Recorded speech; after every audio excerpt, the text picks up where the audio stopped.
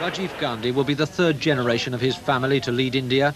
His mother's powerful personality came to the office of Prime Minister for the first time 18 years ago. Among India's politicians, she was regarded as a leftist, but she had no time for communism and thought of herself as the head of the world's largest democracy.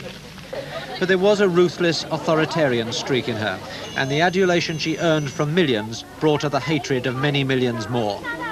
Her political career reached great heights and great depths, reflecting in the savagery of her battle with political opponents the enormity of India's domestic problems.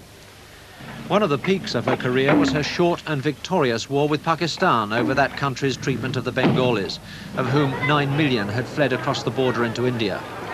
In 2 weeks, the invading Indian army had occupied the whole of the disputed territory, out of which the new independent state of Bangladesh emerged under India's patronage. But Indira Gandhi then walked into a determined legal assault from her political opponents. She was found guilty of corrupt election practice and banned from holding elected office for 6 years. Her reply, amid mounting violence, was to declare a state of emergency, suspend parliament, impose censorship and arrest hundreds of leaders of opposition parties, as well as some dissidents in her own. Still protesting her commitment to democracy, she tightened her grip on the country, postponing promised elections and extending the state of emergency as her son Sanjay's program of sterilization and slum clearance led to still more violence. Then, with misplaced confidence, she called an election and lost it. Once again, she was accused of corruption and subverting democracy.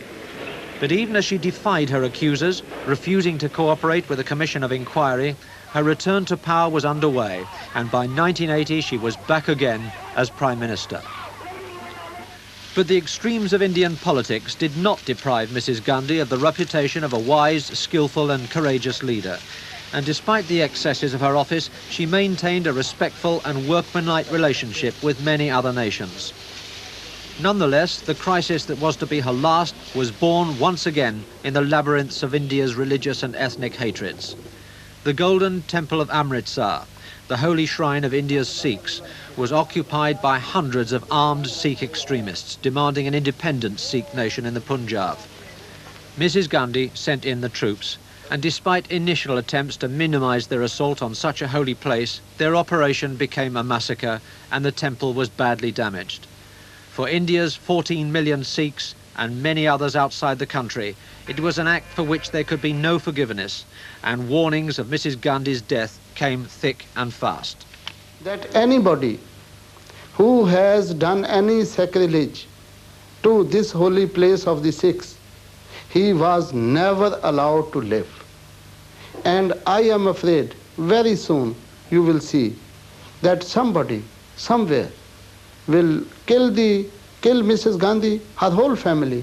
But Mrs. Gandhi could only accept philosophically the possibility of assassination, as she did in this interview only a few weeks ago. Well, I've lived with danger all my life, and I think I've had a pretty full life, and it makes no difference whether you die in bed or you die standing up.